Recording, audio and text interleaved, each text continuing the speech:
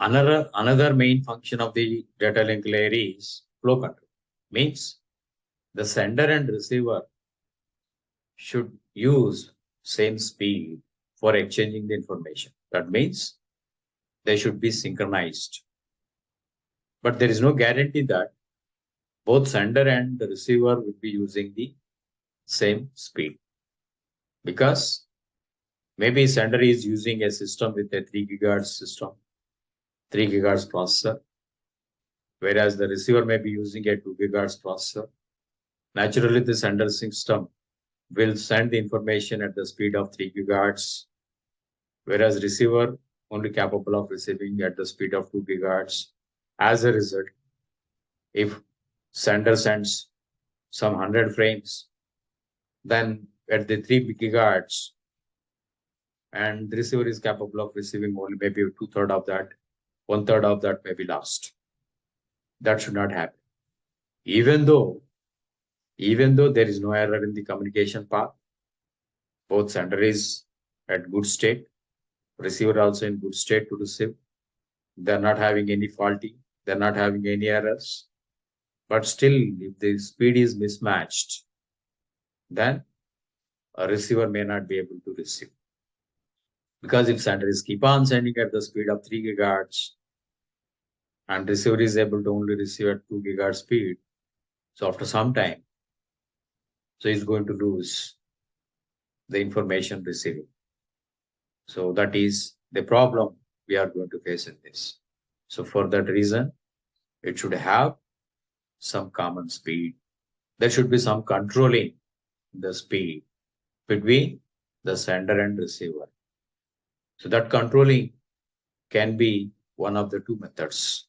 One of the two approaches can be used for the flow control. One is the feedback-based flow control. In the feedback-based flow control, both sender and receiver will agree. With every frame, the receiver is going to send feedback like, now I have so many buffers available with me. You can send me so many buffers of information now. After receiving another frame, again, receiver will send another feedback information about how many buffers are available, so how much data the sender can send. Likewise, with every frame they are going to exchange, they will exchange this information like how many buffers they are having, how many buffers are available with each of them.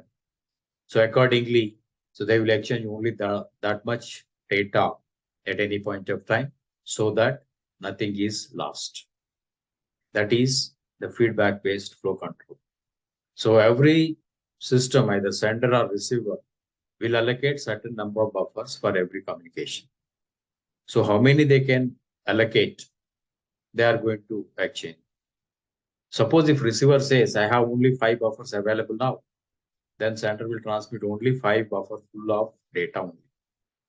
Data with a size of 5 buffers. After one frame, if receiver says, now I have only 3 buffers with me, then sender will send only 3 buffers data.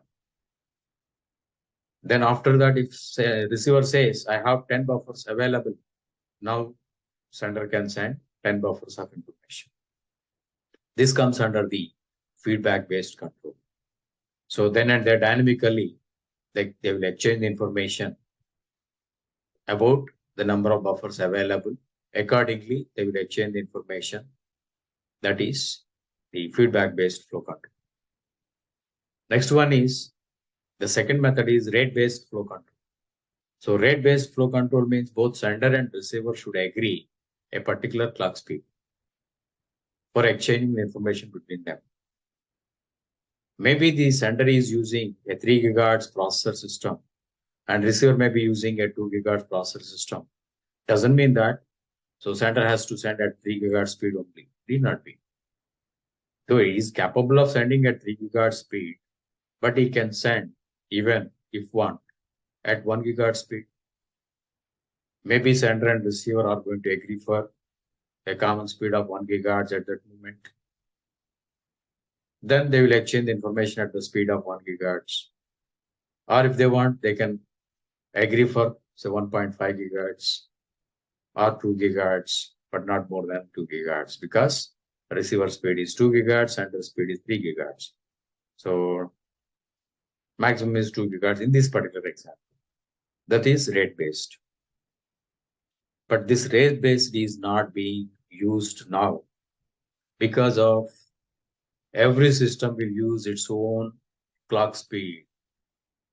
So it is difficult to agree for the rate based between many systems because many systems may be participating in the communication among themselves. So as a result, rate based may be having some problem. So it may take a lot of time to complete the communication between them. That is why they will use a feedback based flow control about number of buffers available.